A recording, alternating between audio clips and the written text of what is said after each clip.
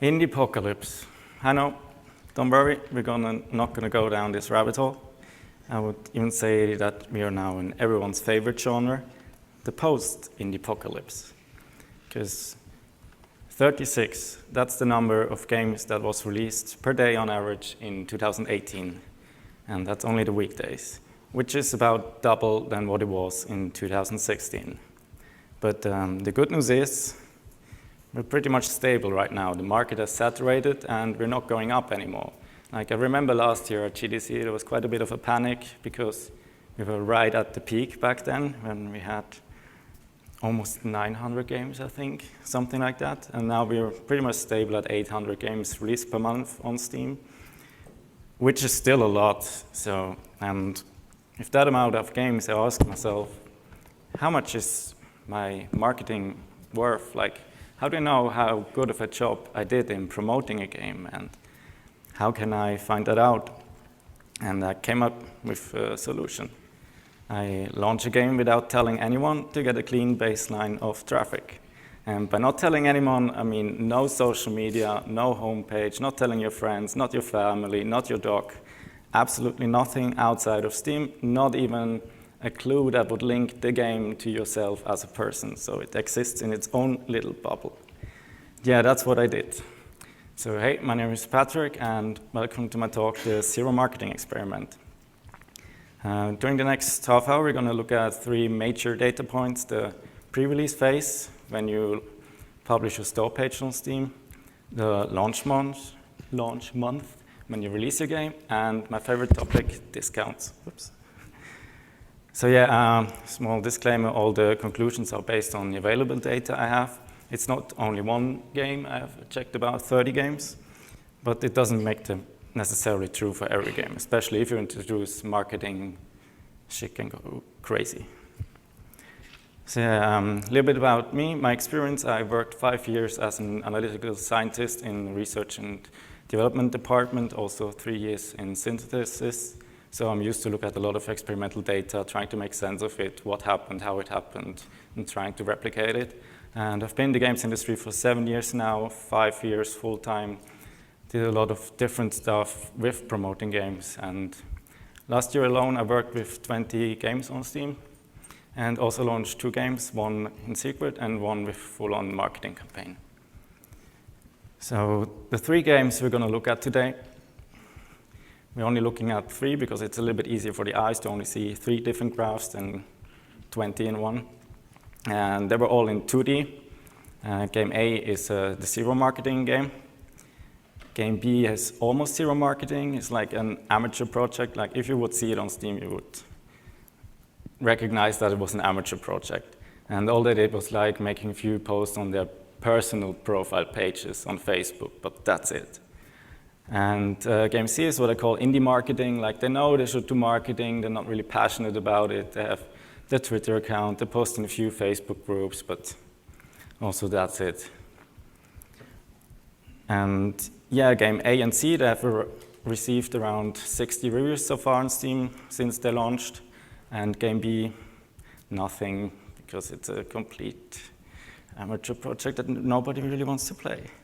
But it gives us better numbers.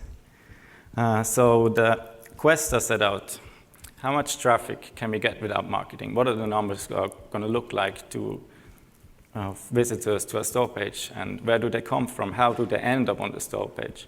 And then how can I use this knowledge to my advantage? So we're going to start with the pre-release phase. And before we jump in, I want to ask you to please don't focus too much on the absolute numbers. It's more about the relation between them, because this data is up to a year old. Things change, and especially on Steam, things change all the time. And the worst case is probably going to look worse now than it did back then. So we publish a store page. So A and B, both games published a store page on the same month. And we can see, as expected, it goes down right away in terms of visits.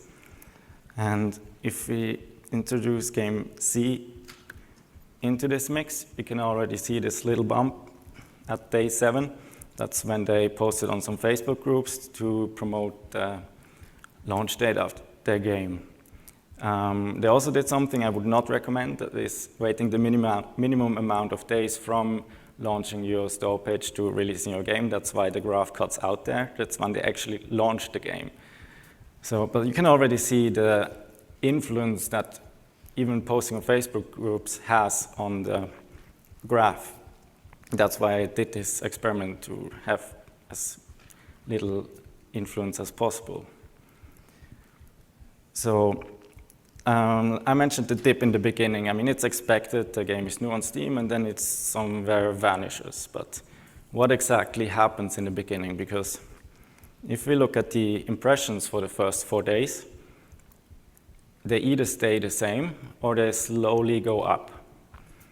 And when I dug a little bit deeper into the first day, I found out that on the very first day, 88.5% of all the traffic comes from the discovery queue.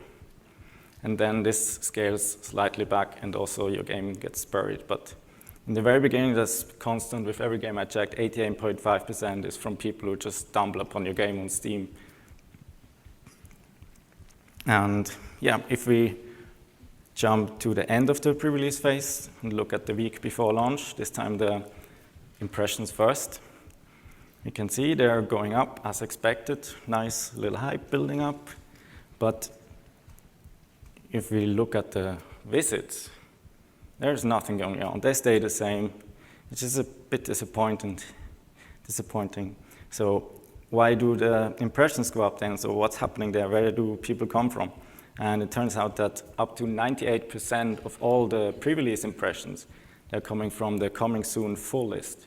That means your game gets displayed as like a search result in this huge list of games that are coming out soon. And the closer your launch date, of course, the higher up you are in this list. And that's why the impressions go up. You might have heard of it.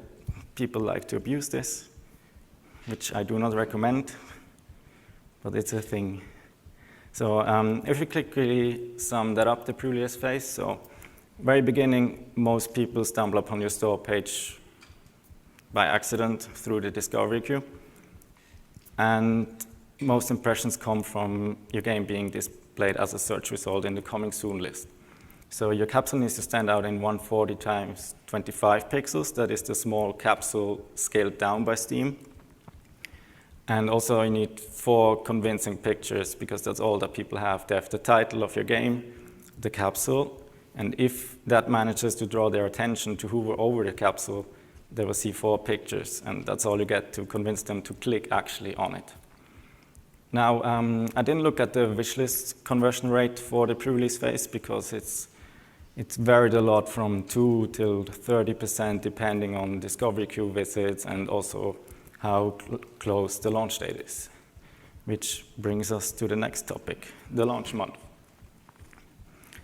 So all blood, sweat, and tears over, we're finally ready to publish the game. Here you can already see a huge difference from game C to the other 2 games. And this was mainly because game C launched 1 quarter earlier. That was right at the beginning of Steam Direct. So there were just much less games coming out back then. And if we look at the impressions, they were also much higher, and the impressions, they were caused by the upcoming releases tab that was back then still on the front page, which they changed last year in June, so now you need to be a popular upcoming game to end up on the front page. So yeah, those impressions, they were 10 times higher than for the other 2 games. And of course, if we look back at the visits again, it's pretty much a graph we've all seen, that visits are high, then they go down. But what stands out here is that game A, they actually went up, and as well the impressions on day 1. And what happened, the game started trending. So on day 1, actually 60% of all the impressions, they came from the new and trending pages on Steam. And if we look at the sales conversion rate for all 3 games in the first week, we can see that game A had a much higher conversion rate, so it was just selling a lot more copies with less visits in the very beginning.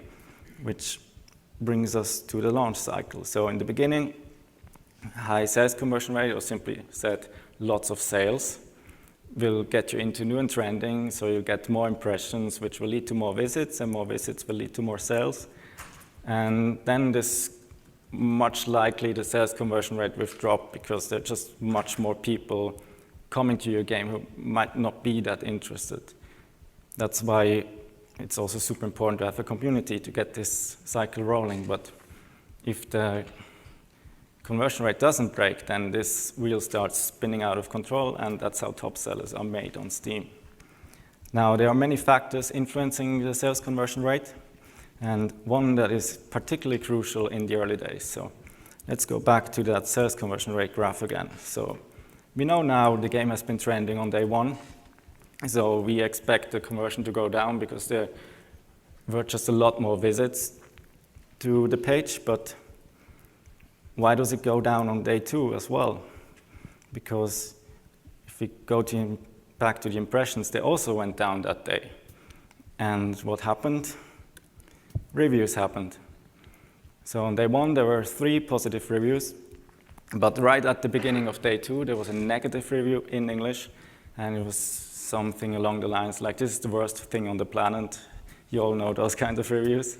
And there were 2 more positive reviews during the day, but they were non-English, so all that English-speaking visitors would see was that negative review and a few positive reviews, which highly influences their decision to buy this game, like a game they've never heard of before.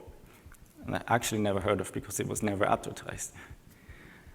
So yeah, reviews, they are both a blessing and a curse. Like, I still remember when the first positive review came in, I was so nervous when I saw the number jumping from 0 to 1, but super happy when I saw it was positive. And I actually don't remember how I felt during the negative review, so that's something good, that I was able to forget that shit. So yeah, if you look at the first 2 weeks and look at the visits and reviews, we can see that day 8 there was another negative review, which teared the visits a little bit down, but day 12 another positive one. I see also like a really slight bump up. But what stood out to me here is like from day 3 to day 4, there was like this huge dip. Even though I know that the impressions and the sales conversion rate, they stayed exactly the same in this period. And what I found out was that from day 3 to day 4, the discovery queue visits, they got halved. So there was a 50% reduction then for whatever reason. And this dip also occurred for the other 2 games, but it happened from day 1 to day 2, so a little bit earlier. So that brought me to the questions, why do games get shown in the discovery queue in the first place? Steam is pretty open about it. They will list you all the reasons if you go through a lot of games. Like I went through about 1,000 games on the discovery queue for that. But yeah, I guess the dip occurs because some games are trending, some are not, but I couldn't find like 100% proof for that, but in the end it doesn't really matter, because if we look at the visits for the first 2 weeks for all 3 games, you can see they end up all pretty much in the same place. Now this is with external traffic, and if we take out the external traffic, it's pretty much day 13 point blank, same visits. Now if we go a little bit further out and look at the whole launch month, this is with external traffic again. That's why Game Z has a little bit more bumps when they advertised it on Twitter and Facebook. But here you can see for game A, on day 26, there is like pretty significant bump. And that's when the game had reached 10 reviews with 80% positive rating. So now it got shown like the blue thumbs up in search results and everywhere, which has a high impact on how people decide if they want to visit your game or not, or your store page. And the other 2 games still had not reached 10 reviews. Like game C had a few, but not 10, and game B, well, 0. So if we quickly sum that up, get your army ready to buy your game as soon as it launches, and ask them to leave a review as well if they can, because it helps people who don't know the game to influence their decision to buy the game. And also it will get you into new and trending if lots of people buy it as early as possible. And a little bit a devious strategy if you want to go or to get shown into more discovery queue visits is to contact journalists who left an above average rating on Metacritic on similar games. There's like a tab specifically for that. So it's there, why not use it? Now, before we continue to the next topic, let's quickly look at how the story for those 3 games continued. Now, second month, you can already see that the disparity is getting bigger and bigger between all of those 3 games. Like I said, A had reached 10 reviews and the other 2 still not. So they were just dumpling around. Like, I think game B had like maybe 10 visits a day or something like that. It was not nice. And if we zoom a little bit further out for the first 6 months, you can see these huge spikes, and you can probably already guess what that is if we look at the visits as well. You can see that on month 4, the total visits were much higher than during the launch month. And what happened there? Discounts. So a few common presumptions I wanted to check out is like discounts will devalue your game. That means you will sell less copies after a discount than before. Short running discounts are better. I don't know, I just see a lot of people running short discounts instead of the maximum amount of days that you can do on Steam. And you cannot go back after a high discount means that you will sell less copies during a 25% discount if you had a 50% discount before. That's also something I wanted to look at. So let's first look at why discounts do not necessarily devalue your game. So here I compare 2 25% discounts and looked at the week before and after the discounts. And as you can see for both custom sales, the weeks after the click-through rate as well as the sales conversion rate was a bit higher than it was before the discount.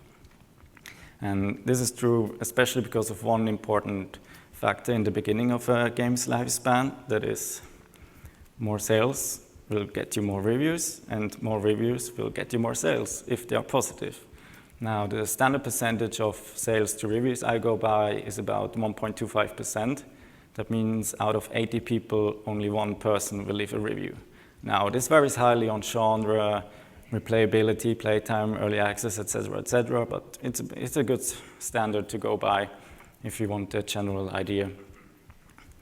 Then now let's look at why longer running sales makes more sense. Here we have the sales conversion rate of the first 25% discount running for 2 weeks compared to the 2 weeks right before the sale.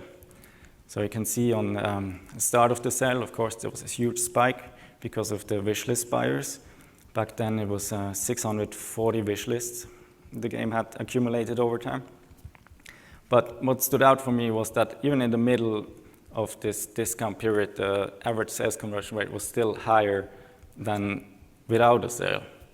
And if we look at the 8 days in the middle of that sale, that means we take out the 3 days in the beginning where the wishlist buyers come in and take out the 3 days at the end where like the end of sales hype is, and compare the period in the middle to the 2 weeks before in the middle, we can see that the visits are higher because, yeah, your game gets shown in the specialist, but also the sales conversion rate was double for that period, which means although there was only a 25% discount, the actual revenue was 50% more than without discount.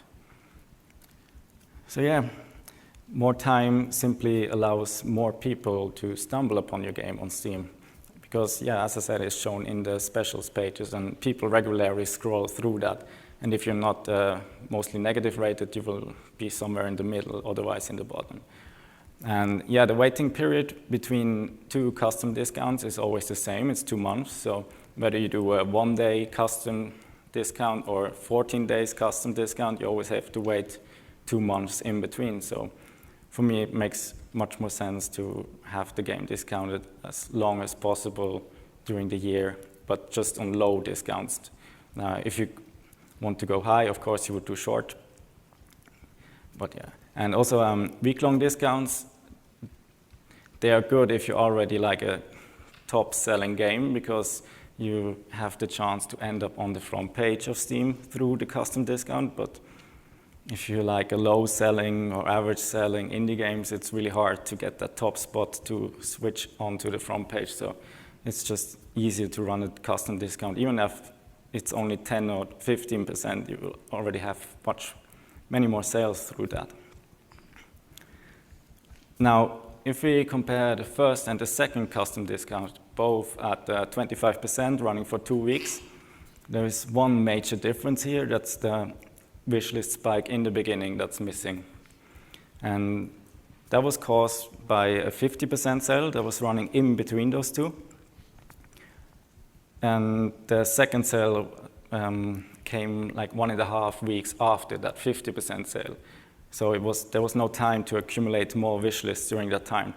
So that means the average person on Steam, they don't look up how often was this game discounted, how high was this game discounted. It's only the wish list who have like a high influence on this. And yeah, the normal people that they buy or don't buy the game. Like I look up all the time how high a game was discounted, but it appears that most users, they do not, and they just keep on buying. And if we compare the first 3 custom discounts, there is something that stood out to me. It was like the sales conversion rate was like almost the same for all of them. It was like, yeah, the second one was a little bit lower because we had the 50% discount right before, so it couldn't accumulate more wish lists. But for the third sale, which was around 2 months later, of course, there were more wish lists again, so the sales conversion rate was higher again. And then I went a little bit deeper and I compared the sales conversion rate of the 50 discounts as well, and saw something really weird. That was like all of them, they were practically the same, which was a bit weird. I couldn't really believe it. It's like 50% summer sale, 20% custom discount was like all the same sales conversion rate. And then I looked at it for Game C as well, which was like a winter sale, a front page feature, and a summer sale, and it was also similar. So my first conclusion was like, is the sales conversion rate independent from the discount amount, like up to 50%, which would mean that during a higher discount, not a larger percentage of people on your store page would buy the game, but more people would come to your store page in the first place. And I looked at this again, like for preparation for this talk, and it turned out it's not true, which I was a bit relieved. Like it was a very specific set of coincidences that led to that correlation for the pie chart we saw before, and the causation lies actually in the wishlist behavior. And this sent me down a deep rabbit hole, and I've spent the last few weeks just researching wishlist behavior and stuff like that. But we don't really have enough time to go into that too deep, and I'm also not 100% sure about everything. But what I can say that is the wishlist buyers, they show a predictive pattern for each game. So for each game I checked, there was like clear pattern in terms of percentages of major sale or custom discount and all of that. And I could talk probably like an hour about this alone, because it's super fascinating. But like one thing I can share with you though is that the lunar sale experiment that Steam did this year was a win. Like usually the summer and winter sale are the highest sales when it comes to wishlist conversion, and all the other seasonal sales, they are like much lower. Like autumn sale was super low last year because we have all the big AAA games coming out. Like the wishlist conversion for that was actually about the same as custom discount, depending on your discount height. So yeah, what did Steam do during the lunar sale? They had this special promotion like get $5 off your first purchase of $30 or more. And what I could see was like the wishlist conversions, they went through the roof. They were much higher than any other minor seasonal sale, and sometimes they even reached heights as the same as the winter sale when it was at the same percentage, which was super fascinating. So let's quickly sum that up. So discounts for low selling games, I want to point that out again, low selling, that's what we're looking at here. Do them long, do them often, like preferably low, because it also allows you to accumulate more wish lists for then the big major sales. And don't be afraid to go up to at least 50% during seasonal sales. It does not impact your day-to-day sales from what I've seen so far. And it also is the break point of the wish list conversion. Like, you will start selling many more copies at 50% than 25%. And if you go even higher at 75, that when shit goes crazy. But I don't know yet the ramifications for day-to-day sales. I believe there are none, but I cannot prove it yet. So, yes. And also experiment with your store page to potentially increase sales conversion rate is something you should always do. And we are pretty much out of time right now. So this used to be my last slide when I was preparing the presentation back in October. But in October and since October, so much has happened and changed on Steam in the games industry, and we just cannot be cannot all make outstanding games. Like, I certainly don't have the skills for it. And so instead, what I want to conclude is, especially to like new indie developers or indie devs who just starting out, is that treat marketing as another core pillar of game development, like programming, like art. It's just necessary. It's not something you do extra anymore if you want to make a living from being an indie dev. And yeah, also don't rely on your first game to make your living. It's not something you would expect in any other entertainment industry, like making a book, writing a book, or shooting a movie, or making a music album. So don't lay all your bags in one basket. And from something I really want to point out is build your communities. Like, as a former community manager, I cannot point out how important it is to actually build a community that will stay with you for the next years to come. There's something you can rely on and just give you a more secure future. And yes, we are out of time. So thank you very much.